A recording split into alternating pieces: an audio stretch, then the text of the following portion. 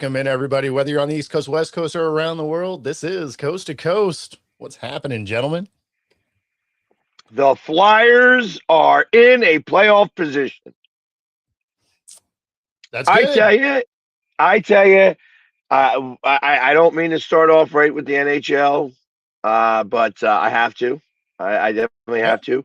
The NHL world, like the gods, the playoff gods said, let there be playoffs in Philadelphia last weekend because everybody that needed to lose lost.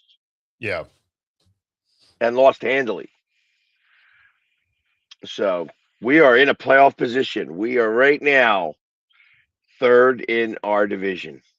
Nice. And that's a big jump. Yeah, and now we actually hold the cards too, because there are teams that have that we have games in hand on. Okay. And all we got to do is win out. That's it. Just win the rest of our games, and we don't have to worry about what anybody else does. You know, it's funny. Everybody starts that way. You're muted, Herb. There we go. It's weird because I don't even have to click the button to unmute. Like I don't know what goes on with StreamYard sometimes. StreamYard's got some gremlins in their machine for sure. So yes, I am very excited as of right now. Yeah. The Kraken, however, did not do the same. They sure didn't. Yeah. Losing to the lowly Blackhawks just about sealed their fate. Technically, there's still a mathematical possibility they can get in, but it requires them to win out and everybody to get in a car wreck. Not just lose, like be incapacitated. I didn't realize they had lost 4 in a row. It just got the exact worst time. It's even uglier than that, really. I'm sorry. You know, they did sneak a win in an overtime win, but they outside of that, and then what they beat, or was that the Lightning win? In any event, they've won like 1 out of their last 10. It's they went from controlling their destiny to having a destination on the couch. Right. I'm sorry, man. Yeah, 6-2 in your last 10 does not pose playoff caliber play. No, I mean, like I said earlier in the year, though, they weren't a team that was going to do anything once they got there. If they got in, their inability to score, adding McMahon helped, right? I mean, he scored in just about every game he's played in. So, obviously that's fantastic.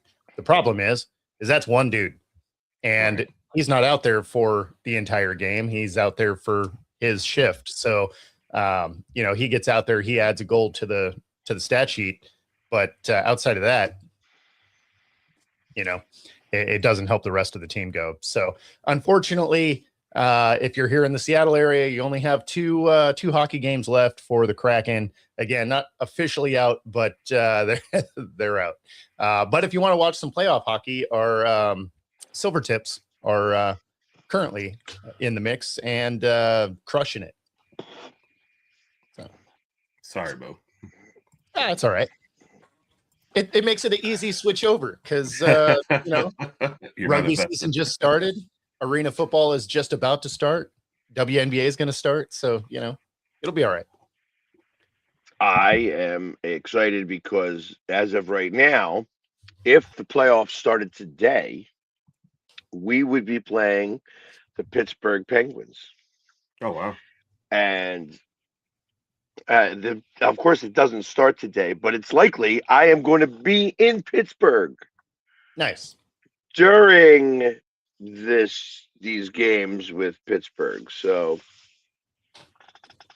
it could be a lot of fun. It could be very, very exciting. Absolutely. So I'm excited for it. At least it's playoff hockey has been a long time, and playing Pittsburgh to start our playoffs would be the perfect way because I actually give us, probably a 50-50 shot right now. Making it through the first round or winning? Beating Pittsburgh. Oh, okay. He's talking only specifically Pittsburgh. Yeah. No, I just wanted to clarify it. I was like, okay, like how far are we going here? Yeah. No, I can. Oh yeah, we don't have enough. We don't have enough to get past Carolina or the Lightning. The Lightning is a team that if we were having to face against them, they're just too big, and they play bully ball, and they would actually, and they're good at it. Yeah. Yeah. So I feel like that would be a loss. I think the same thing with the Hurricanes. The Hurricanes have more speed and depth. Yeah. So the defense would have to be really strong against them. You know what? The Sabres are an interesting group. Mm-hmm. I don't know enough about the Sabres because I just never paid attention to them. The fact that they've scored over 100, like they scored 100 points so far, is intriguing to me because you don't ever think of them. You always think of them as losers up in Buffalo. Yeah. The Montreal Canadiens, however, they are as young a team as the Flyers, and they have speed. And they have one guy who plays on their team who I would love to steal. It's so funny. His name is Suzuki. You know what I mean? So he's an amazing hockey player and young, and he's leading that team right now. When the Flyers play the Canadiens and they have to play them one more time, it is a battle. So if by chance we were to get lucky and have to play them, I'd give us a 50-50 chance at that. Right. Because now, you mentioned the playoffs, but you end with Carolina and Montreal, both at home. Yeah. Yes. So is that, and you mentioned, I mean, you're 7-3 in the last 10, but now realistically, what do you have to do in these last 5 games to hold on to this playoff spot? I think we need 4. I think we need to win 4 of them. So and that's what I think that's realistic.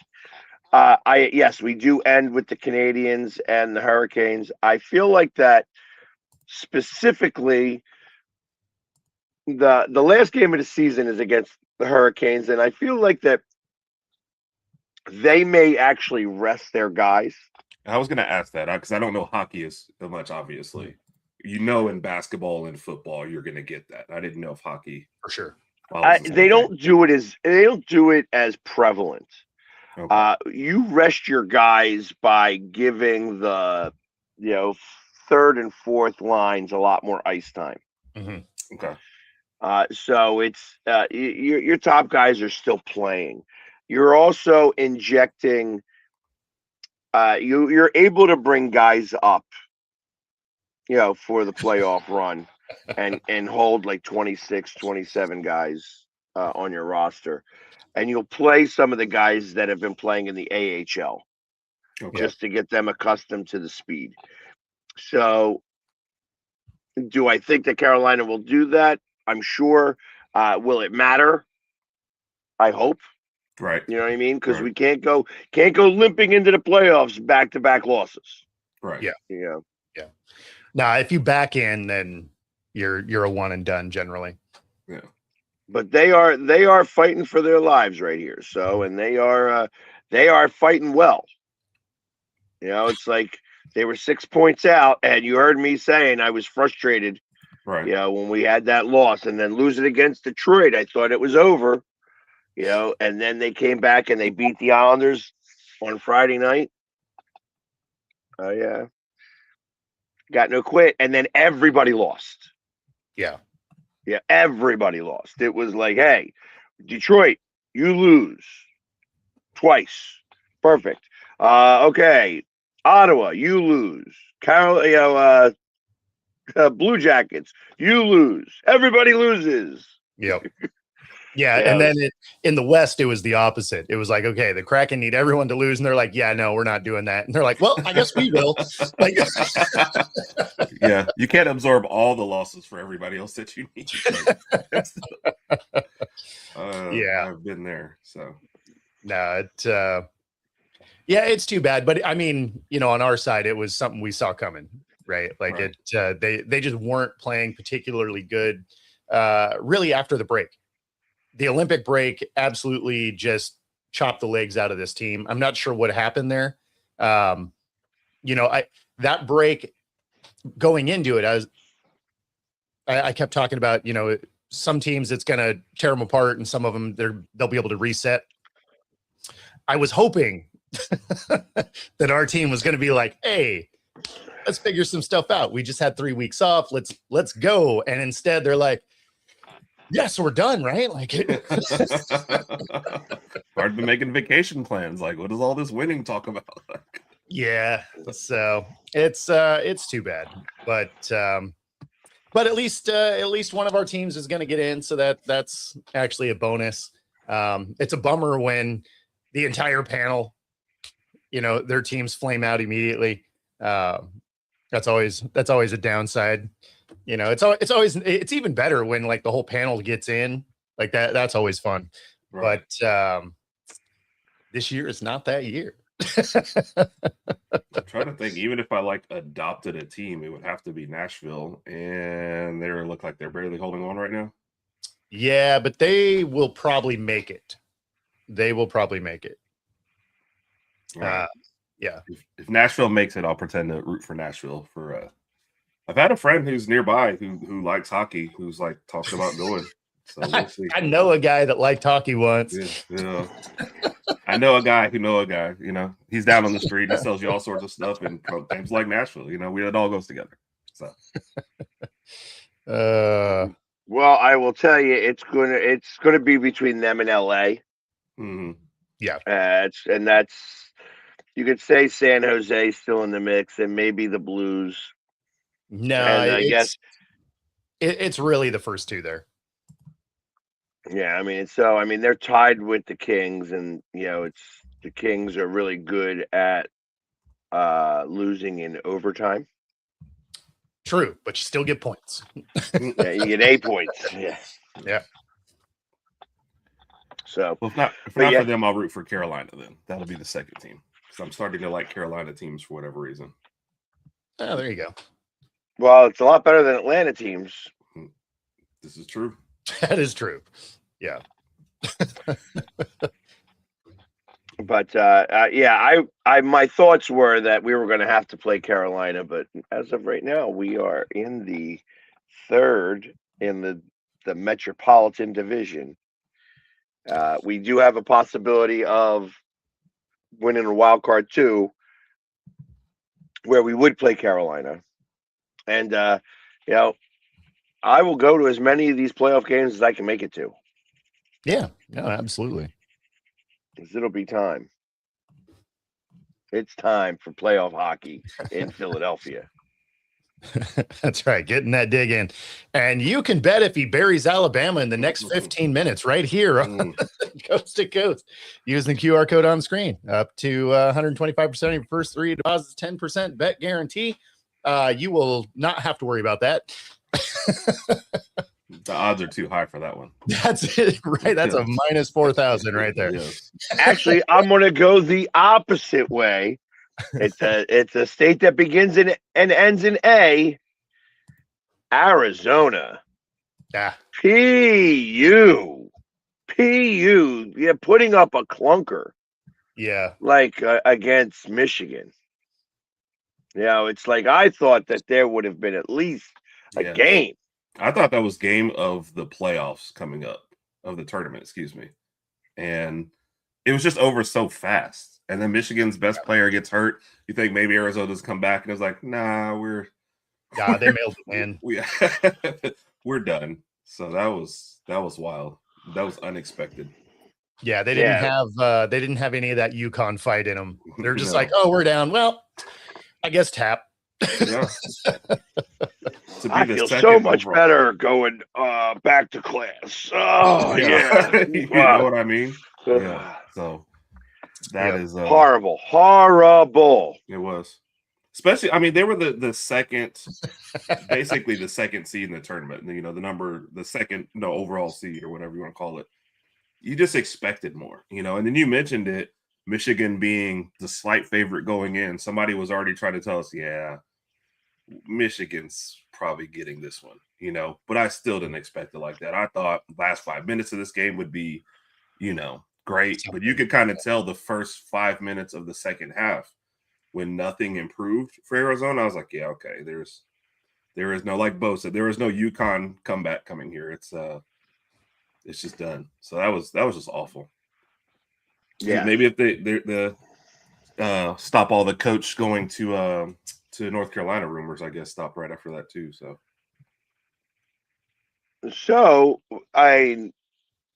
as we're talking about, you know, coaches going and the transfer portal happening and stuff like that, there's a lot of news about that. Executive orders from presidents coming down. Like yeah, only one transfer. This is not professional sports. We are not. If you guys can't figure it out, we're going to figure it out for you.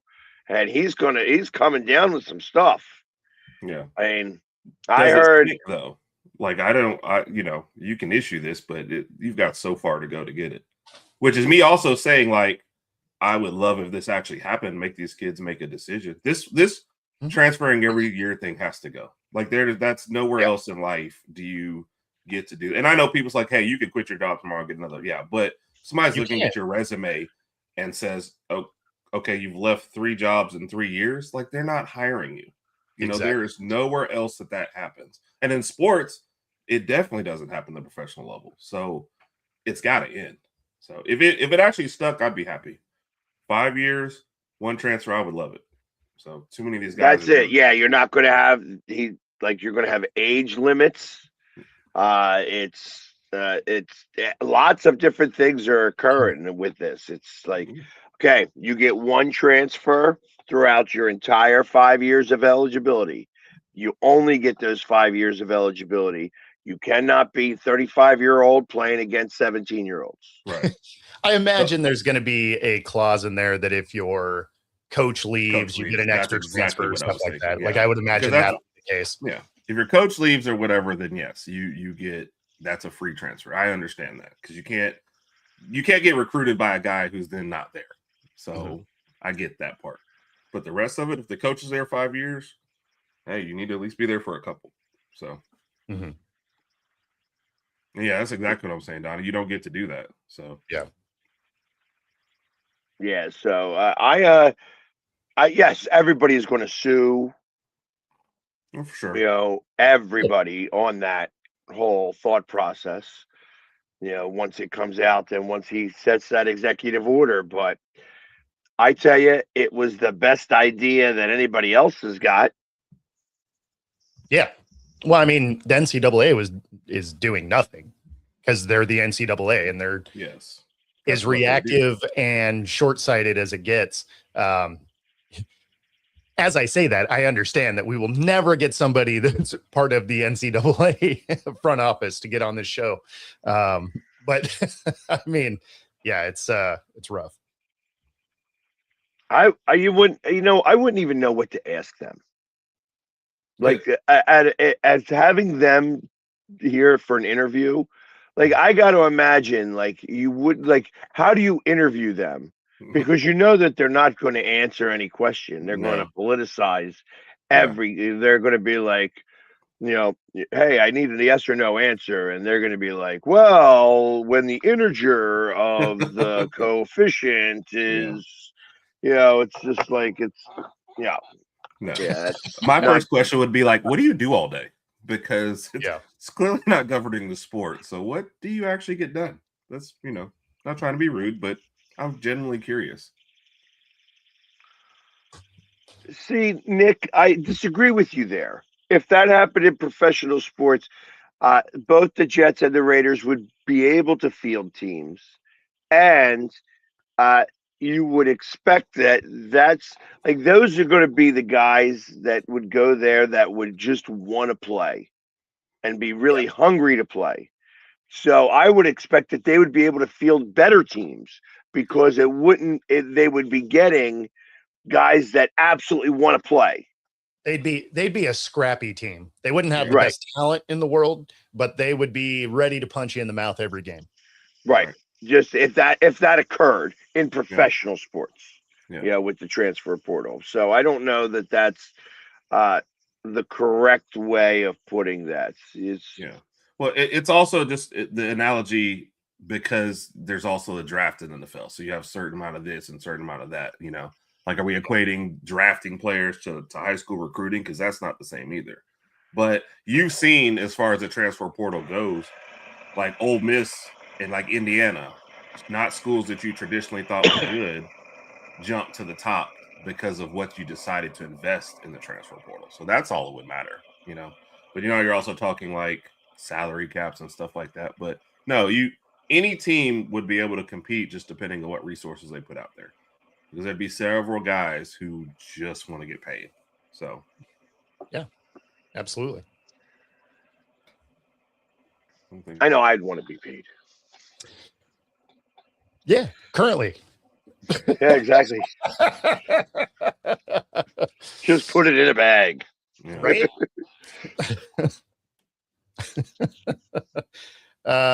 Yeah, I don't know what that was. It almost sounded like there was a diesel truck that started outside somebody's house.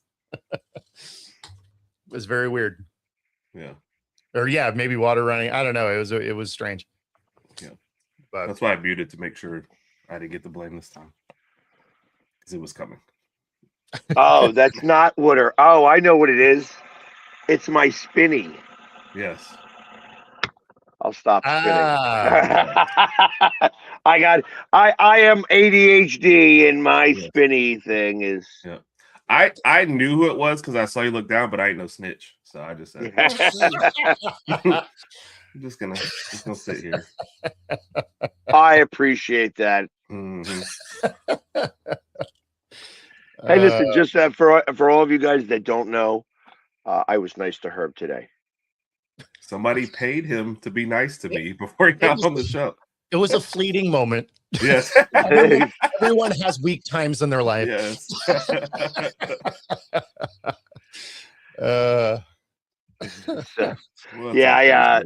Just amongst everything else, over the last few days, I hit a couple of jackpots and I got to win some money because winning money is better than money earned. Yes, I agree. Sure. It's certainly quicker. Yeah, much. When you push a button and it spits out money, you're like, yay. You have to push two buttons. You have to hit the spin button and you have to hit the right button over there. That's what makes it perfect, because that makes it a game of chance, because you could hit the wrong one and then you don't win any of that money. That's true. Well, I mean, I guess you got to hit 3 because you also got to cash out. Yes, hit the ticket button. I wanted a ticket. Man. Yeah, and that's why I love. That's why I love gambling. Yeah. And there is a 1-800 number in case you have a problem. The fact that I haven't made that a slide yet is surprising. It should just be the second page of our betting. Yes. Yeah. Betting QR. That actually also has a QR that goes to our betting site. Yeah. If you have a problem, click here. Man. Well, Anyways, everybody watching, at least you know we're horrible humans, so there's that. That's Yes. If you've been with us this long, you should have known by now. Yeah, right.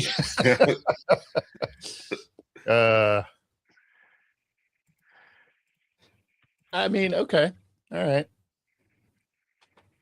Well, That's I understand, because then he's one of those I only bet when it's a sure thing. Right.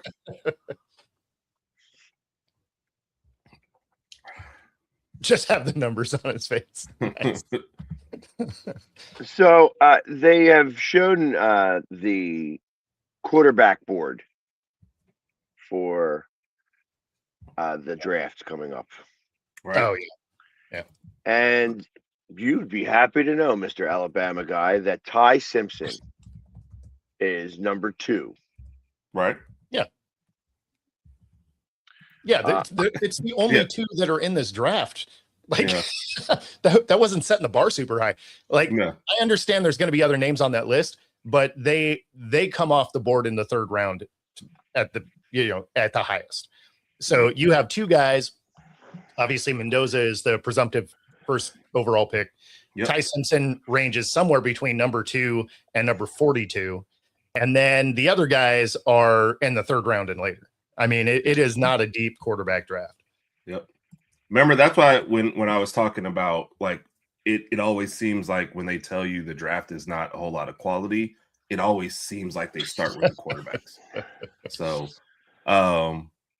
but no, it's exactly that. And going into this whole thing, it's always been Ty at number 2.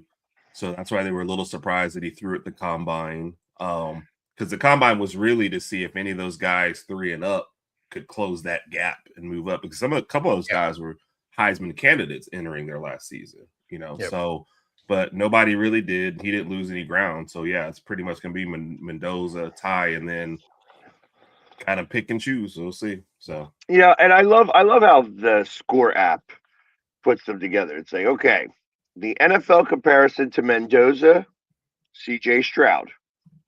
Okay. is that good or bad though? Well, you're assuming that he's got the same qualities as CJ Stroud, not the same deficiencies as in like I'm going to give the ball away 10 times in the playoffs. Which he might. He might. You don't know. So yeah, we'll for see. Ty, yeah. For Ty Simpson, they've got Jimmy Garoppolo plus wheels. Yeah. Okay. So that which is now Garrett Nussmeier, who is from LSU. And that was They a guy got who was a him. Heisman. He was a Heisman favorite to start last year. Yeah. And then it fell apart. Sorry, go ahead. They got him his NFL comparison to Spencer Rattler. Who? That's exactly Wow. what I said. Who the hell is That's Spencer weird. Rattler? I thought I always thought of know Nuss who as he having is, a better arm and Rattler being more mobile. I really didn't put those 2 together. Yeah, that's a surprising Comp. Yeah. I never watched both of those 2 and thought that they were similar. Yeah, no, exactly. Huh. Okay. Then there's Carson Beck, who also was a candidate for the Heisman. Mhm. Trent Edwards is who they got him listed lick, which I thought is a little interesting. What? Talon Green from Wait. Arkansas. So Beck, really? That's so Beck is a guy that could go out and throw for 300 yards or throw you 3 interceptions, and it could be clearly either one. All the talent in the world, but there is not a single person I don't think was watching the championship game that said, "Okay, we've got an interception coming up," and he threw it. So yeah, that's an interesting one. Well, it's his biggest question is arm strength. Whose list is this? The sports app. Oh, okay. So yeah, I don't know about those last 2. Yeah, Talon Green, right? Terrell Pryor. I don't know. I mean, you're talking more athlete than quarterback right now. So yeah, that's his defining trait. I do like this comparison a little better. Yeah. And his biggest question is accuracy. See, now that Jameis Winston one for Beck, that sounds right. A guy who could throw for 300 to throw 3 interceptions. That's in fact, he might even do both in the same. Yes. Yes. You have no idea. Yeah, he doesn't have the personality of a Jameis Winston for sure. I agree. But on the field, yes, you have no idea. Which Miami made the playoffs and made a great run with their defense and run game and trying to limit Beck at times. because when they had to rely on them, they had no idea what was coming. No, and this is exactly what we're talking about, Scott. Is this is not a deep class. Like once you get past the first two, it is third and back. Like and probably not even an early third rounder. Like you're probably like mid third round and then to the back of the bus with the rest of the quarterback class. So, I mean, it's if you are a quarterback needy team, you're getting a project. Yeah. Like there's no ifs, ands, or buts about it. Yeah. So I disagree with Carson Beck for JJ McCarthy because JJ McCarthy was never asked to do much, and Carson Beck was his last year at Georgia a Heisman candidate guy. So I think they're on opposite ends of the spectrum, actually. Yeah, and you better hope he doesn't comp out like JJ because that means he's not going to play very much. Yeah, but yeah, I'm surprised. So Green is the fifth quarterback on their list. Yes, Green is number 5. That's weird too. I mean, that tells you a lot more too because his combine was terrible for any kind of throwing parts of it, and he is, like think Lamar Jackson when he first entered the league kind of comps is kind of where you were, but without even half the throwing, because Lamar at least won a Heisman, so I don't know. I love this one. This one's kind of funny. Drew Allar. He's from Penn State. Yep, Drew Allar. His defining trait are physical gifts. His biggest question, everything else. Yes. Wow. So that is a guy that a friend of ours who's a Giants fan really wanted before his last year. And had he come out, I think in his junior year, people were talking, first round, top 5, whatever, because of that right there. He went back to school, and then Penn State had that disastrous season. He gets hurt, so he doesn't even finish. Coach gets fired. It's all done. But it's all been what's up, guys? It's all been on potential, and it's like they're measurables versus anything you ever saw on the field. I mean, they went deep in the playoffs without having, he only threw to his tight end. I don't think any of his wide receivers caught anything through their whole playoff run. So he was I have one tight end, I'm gonna throw to this guy, and you'll never see anything else kind of guy. So I do agree with that. I would think Drew Allar is ahead of Green just because he at least passed some, but I mean that's nitpicking at this point. And Scott, there's a real chance that some of these guys are undrafted free agents. Yeah. And I would be surprised. Like I said, they got his comparison to Joe Milton. Really? Yeah, I mean, a lot of these comps are you're not going to be in this league like that. This is not. These aren't great comps. Yeah, I mean, I think of Milton, big arm and nothing else. Like Milton can toss it 50 yards down the field, but if you're 20 yards out, you might get a rocket. I don't think of touch. I think of Allar having a little more touch, but I don't know.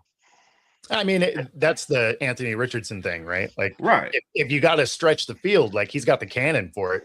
But if you're in that 10 to 20 yard range, not only is it going to not be super accurate, but it's coming in way too hot. Right. And so if you got to make a special catch and it's as hard as he can throw it, it's an incomplete pass 90% of the time. Right. These are interesting comps. But it does tell you again, like you said, how bad this quarterback class is. Right. You got Cade Klubnik from Clemson. Okay, another number 7 spot. Another top 5 Heisman candidate entering his last year. And they have his NFL comparison to a friend of mine's son, and I still am big on Tyson Bagent. Now, that's actually a good comparison for you say, oh, this guy's got some skills. He does have some skills, and I think that Tyson could actually still be, he's a backup quarterback, and he's going to continue to be the backup quarterback, to Williams. But I mean, we're talking about comps for guys that are career backups or like third stringer bouncing between that third spot and practice squads. Man, you're really going to have to show something in camp that you didn't show in your career, in your pro day, in the combine, which means probably not going to happen. So, I mean, there's going to be some of these guys selling insurance by the end of the draft. Yeah. Once again, though, people liked Cade for the last couple of years and expected more of him. I'd still put him higher on my list than Green. I feel like if you were thinking you had a shot of developing one of those guys, it'd be Cade above that for sure. But again, like this nitpicking at the end of the list, where you're really trusting your coaching staff if you're taking one of these guys. So The one thing that I see about these quarterbacks when I'm looking at it, and I'll go backwards from Cade, 6'2", 207. Drew Alar, 6'5", 228. and that's one reason why they've always been all over him. Tyler Green, 6'6", 227. Beck, 6'5", 233. Garrett, 6'2", 203. And then you go for the smaller ones. Ty Simpson is 6'1", 211. And then Mendoza, Mendoza's tall, 6'5", 236. He's a big quarterback. They're all big quarterbacks. Those numbers are Ben Roethlisberger style numbers. Yeah. Like, hey, big quarterback, has some meat to him and can deflect maybe getting hit. Yeah. It tells you a lot that the reason why these guys are at the top of the list every year is measurables versus production. Oh, for sure. A lot of the guys you're saying, didn't get anything accomplished despite multiple, years starting.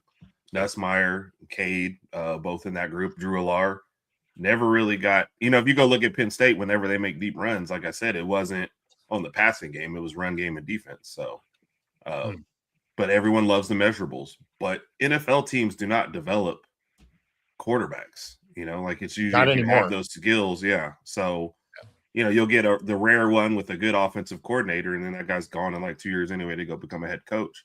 But other than that, they pretty much put you on like a second team, third team, and just hope for the best. Like, hey, have you learned anything not playing and sitting back there? Oh, well, yeah, that's it. So no, and this is why I say these comps are terrible. Yeah, I mean, and I'm not saying they're inaccurate. I'm just alluding to the fact that this is a weak class. And I disagree. I agree that it's a weak class. I disagree that I think somebody is going to come out of this mix. Sure. Yeah. And be a better than good quarterback. Will it be an elite quarterback short of Mendoza? Maybe. It's like Mendoza, I guess, has the highest potential. When these quarterbacks don't have anything to do, like every time we hear about these amazing quarterback drafts, those quarterbacks seem to dud out. It's like your number one overall picks don't generally pan out, right? Like you get a few of them that do, that play in the league for 20 years, sure. But when you look at how many of them have been taken, even if you expand it from beyond the number one, you just include the first round. Right. The success rate of taking a quarterback in the first round is not exceptionally good. Yeah. Like the ones that hit. Yeah. But the ones that don't also flame out pretty hard. Yeah. Well, I think also though too many of them are forced out there way too soon. Like you're picking, like when you look at Ward, it might end up working out, but he probably shouldn't have been out there for the first year with a terrible team, behind a terrible line. But because these teams are like, all right, we got to hurry up, and that fifth year comes up pretty quick, and we're gonna have to pay him. We got to know what we got. So let's get him out there and see. And you end up with too many of the Anthony Richardson case where this guy clearly should not have seen the field in his first year. And that's why I said they're not developing him. They're going through camps, they're throwing him out there. And the truth of the matter is that Richardson should have been a tight end. Like that's who he should have been. Yeah. It's funny that quarterbacks get moved to tight ends. I don't know why that is. Like quarterbacks of that size. Well, it's because of tight ends. It's solidly because of their size. They don't generally have the wheels. Tight ends get to be a little bit slower. They don't run complicated routes. That's usually why, is because they have the size and the build to be a tight end, and it doesn't require the finesse that the guys on the outside require. Yeah. And as long as you can catch the ball. because that's also a big deal. If you're going to play tight end, you better Yeah. catch, Well, but because you're supposed to be the relief valve. that is the one thing with quarterbacks, though. They do generally have decent hands, right? Because you're not making overly complicated catches down the field either, right? You're doing a lot of, in space routes generally. And so you tend to have a little bit, easier ball coming in despite having, a wide catch radius. It's usually not the most complicated catch ever. Yeah. Okay. But- Well, all the number ones that have been picked are all still recent guys who are on there. So we Joe Burrow was a number 1 too, right? And Nick, to your point here, the Senior Bowl does sway draft stock. That is one of those all-star games that absolutely does. Especially when it's your own guys talking bad about you. That's not going to help. But the combine was disastrous for him. So even if you missed everything else and saw the combine, you saw a great athlete who could not hit anybody on the field. And I realize the combine's not your best, way to show off your throw, because it's the environment, throwing a new guy and getting in and out, in and out, in and out. But it was bad. There was no serviceable stuff from him. And if he's at your number 4 or 5 position, that's not good for this class. Yeah. I would not think a quarterback would go to running back with all the hits you would take. That's why they put, they keep saying, tight end and stuff. Yeah. Well, what this quarterback class is good for? This quarterback class is good for taking a flyer in the 4th or 5th round. For sure. And being able to jump that stock up to a 2nd or 3rd round trade. That's like money in the bank, kind of, a little bit. That's what I think. Yeah. If you can trust your staff to get that done. Let me see. So they're asking about number 1s, and I was saying Joe Burrow and Trevor Lawrence are your last 2, I guess, number 1s to be with their team still for a little while. Yeah. And Don, I don't think they should narrow the goalpost. I wouldn't be opposed to them widening the hash marks back out so that the kicks were a little bit harder to make. But they don't want to do that because they don't want to have that 3rd down dive to the middle to make it easier for your quarter or for your kicker the way that it used to be in the 80s. It's why the hash marks have gotten basically the exact width of your field goal post now. But so yeah, I don't see them doing it. We might see the end of the new ball though, with these guys resetting the kicking distance every year. They might modify that back to the way it used to be.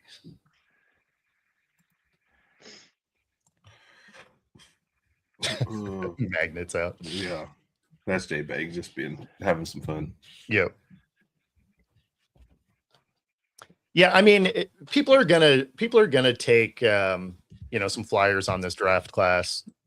So it's not like these guys aren't going to get picked up. There's probably going to be 1 or 2 that do become undrafted free agents, but for the most part, people are going to pick them up because they're going to be cheap, right? And if you happen to get one that pops, right? Awesome. And if you don't, you're like, well, I'm out a 3rd or 4th rounder. It was probably a comp pick anyway, so who cares? Right. Yeah. Like Pat said, somebody will do well from this. It's just the start doesn't look good. But again, you look at those measurables for a lot of those guys, and they have the tools that they want. So if they can get it, if they can get to click whatever wasn't clicking in college, we'll see.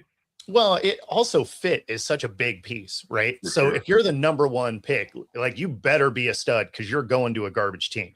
That's just how it works.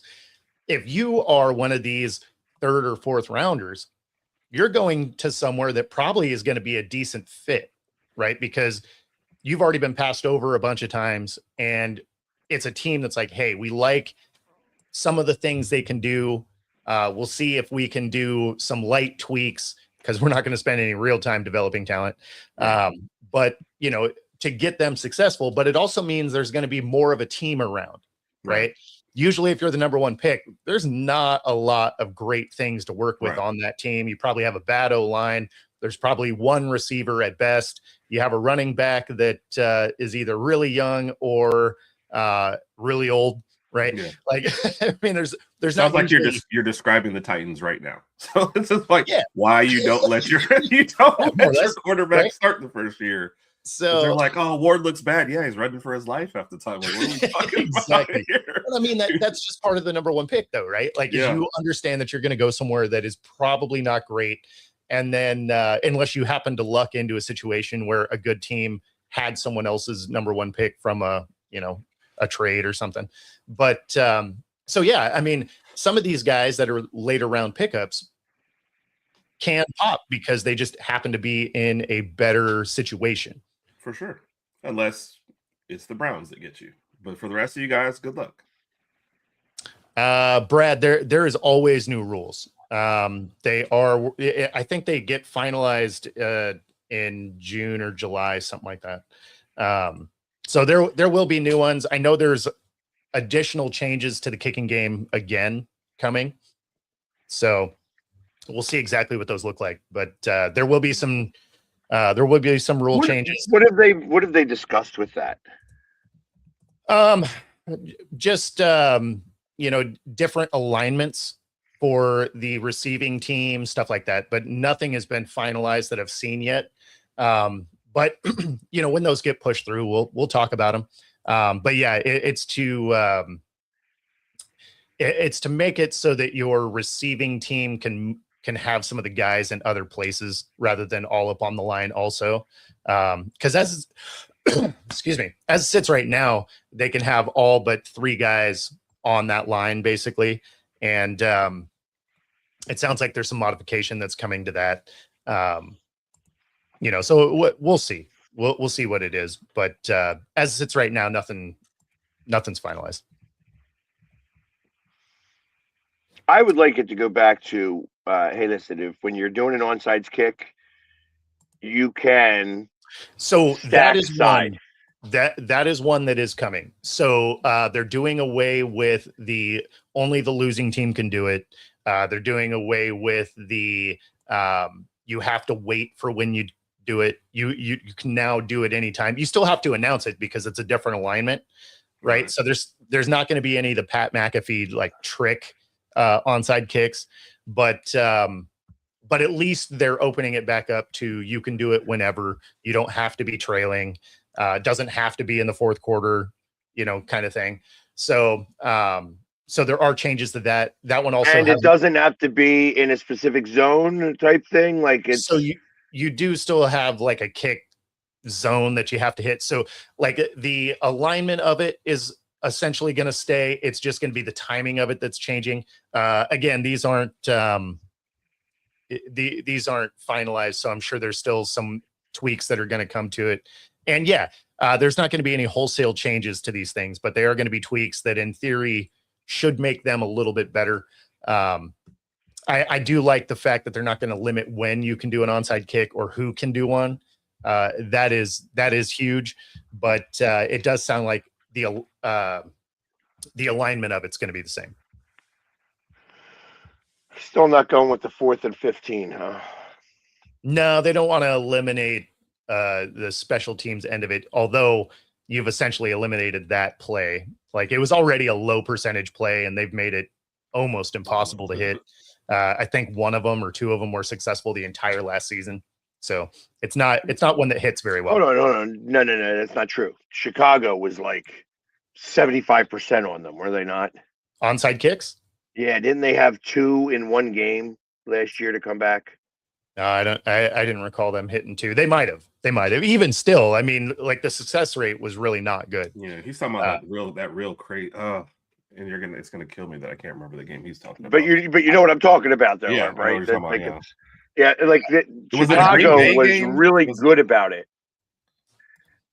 Yeah, It might have been Green Bay. It might have been Dallas, even like the Dallas got beat by it or something. They were ahead by like a lot of points, and literally came back and hit 2 onsides kick in a row, and wound up tying the game and then going to overtime and winning it.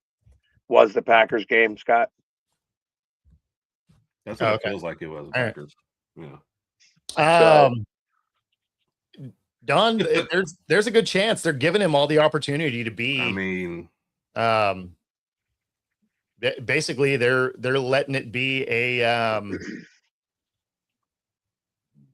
they're letting it be an open competition. So it's going to be whatever it is. If he can win the position, they'll let him do it because yeah. Shador hasn't looked great. Gabriel didn't look great. And I don't know what they saw over the last 5 years with Watson there, but that hasn't been great either. Yeah. So the worst quarterback competition of all time, maybe. They might even draft another quarterback because why not? Right. So yes, that one was a great onside kick. There was a lot that went wrong for Green Bay in that game. I don't remember that one.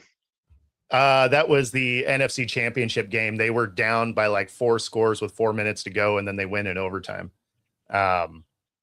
Like it was an epic meltdown for Green Bay.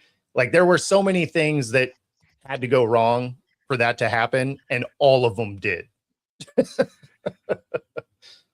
Awesome. So when that happens.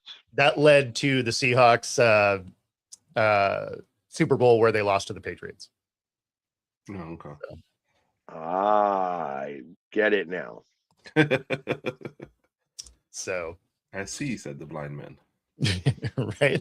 That was a long time ago, is what it is. It's been a couple years, yeah. Yeah, back then I wasn't talking sports to everybody. And I definitely don't have any throws left in my arm currently, like as we sit here today. So that you still might be in the mix, though. Like, yeah, I don't know that disqualifies you from a starting quarterback for the Browns. Maybe I can learn to throw lefty because the right arm's a little bit out of commission at the moment. And listen, I can't throw and I don't run so fast, but that definitely keeps me in the mix with the Browns. Exactly. There is no doubt. There's no doubt. Yeah, Gabriel got as much of a chance as Shador got. Neither one of them look. In fact, if you look at their stats, they are extremely similar, with the exception of interceptions. Yeah. Interceptions, Shador really excelled at that, but everything else, the numbers are very similar. So neither one of them looked good, honestly. Yeah. I think the main point there, though, is like, no, neither one of them really had a great shot because the Browns just botched that whole thing anyway. Yeah. You know, they should have kept it at Pickett as number 2, drafted Gabriel, just never drafted Shador. That would have been best for Gabriel, best for them. But you don't elevate 2 rookies to be your 2 backups with a guy who you are 1,000% is not going to finish the season. So, no, Gabriel never had a chance once he got drafted to the Browns. And that's pretty much I mean, and this is kind of accurate, right? Like they were force feeding him to play guys he didn't want to play, and I mean, it's why he got hired immediately, right? Yeah. I mean, when you coach for the Jets or the Browns, if you're not awesome, the rest of the league is like, yeah, no, that makes sense. Like, we'll give you a shot. Like, we understand that where you were was setting you up for failure. Now, if you flame out with a stable organization, it's hard to get that second shot. But if you're there with a traditionally bad front office, other teams are like, yeah, we actually don't really know if you're a good coach or not. We know the situation you went to was terrible. So, and then if anybody is ever actually successful there, they're like, that's a Hall of Famer. Yeah. You know, it's been interesting as you're saying that type of stuff right now. I have been getting a lot of questions away from the show about Jalen Hurts and all of the stuff that's been coming out about Jalen Hurts. Oh yeah. And I am like, I'm hearing the questions, and I've been saying, like, I feel like that I've been towing a company line. Excuse me. That was just like, oh, okay, no, it's like this and this and this and this. But what I've been feeling is that all of this stuff has been coming out from Kevin Petrullo. because Kevin Petrullo was the offensive coordinator, and he was unable to coach Jalen Hurts. And because of that, he's saying, "Oh, Jalen's got this problem. He's got this problem. He's got this problem. He's got this problem." Listen, you had a Super Bowl MVP that you were coaching, and now you're saying he's uncoachable. What that tells me is the type of coach of you are, rather than who the player is. And the fact that there's so much that's coming out, that tells me that you may never get another offensive coordinator's job again.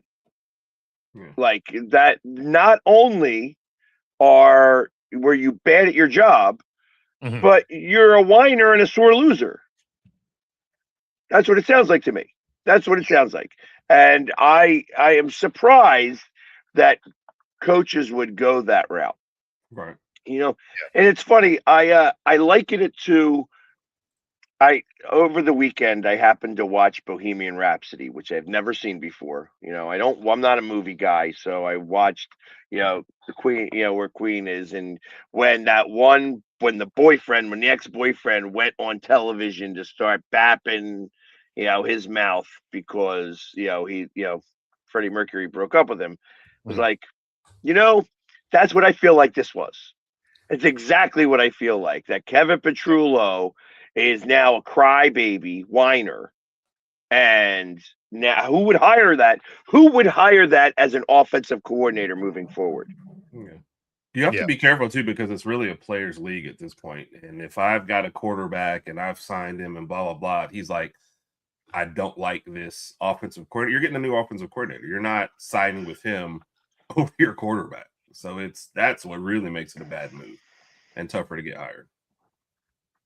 And I also believe that it's drama that the league is trying to do to try to create a problem in Philadelphia, because there isn't a problem in Philadelphia. It's like, oh, AJ Brown, blah, blah, blah, blah, blah. Jalen Hurts, blah, blah, blah, blah, blah. They don't have anything else to try to do.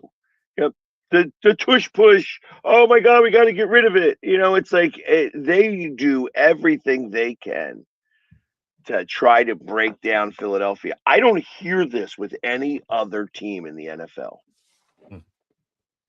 We make fun of Cleveland and the Jets all the time because they deserve it. Yeah. The last time I checked, we've been to 3 Super Bowls in 8 years. That's a pretty good team. We have been to the playoffs in 6 of those 8 years? 7 of those 8 years? Something like that. Yeah. We're the good team. Forget the noise. That's what it is. It's noise. Yeah. I mean, the only downside is when there is a lot of noise in an off season, it doesn't generally help your team during the regular season. Yeah. Like that, anytime you see a lot of noise around a team, they usually struggle. Yeah. Not necessarily because there's a deficiency of talent, but there is clearly distractions. See, now I look at it the other way. 2 years ago, we did the same thing. We had the problems. We had a season like that where we got knocked out in the first round. And then the next year we won the Super Bowl. So yeah, well, I mean, it's a year-to-year thing, right? Like if you have a lot of distraction and then you kind of flame out and then you get rid of that distraction, and yeah, you can come back stronger. It's not like the personnel has to change. It's just the distractions around the team is what the big issue is there. Yeah. That being said, we are up against it time-wise. We got to get out of here. We'll talk more about this tomorrow. And of course, there's a national championship tonight. So we will probably talk about that as well. Otherwise, we will get out of here. If you're listening on 97.3 ICU Radio, stay tuned for some smooth jazz headed your way. Otherwise, everywhere else you're listening, like and subscribe. Helps us bring our stuff to you. We'll see y'all tomorrow. Smooth jazz. There we go. Yeah.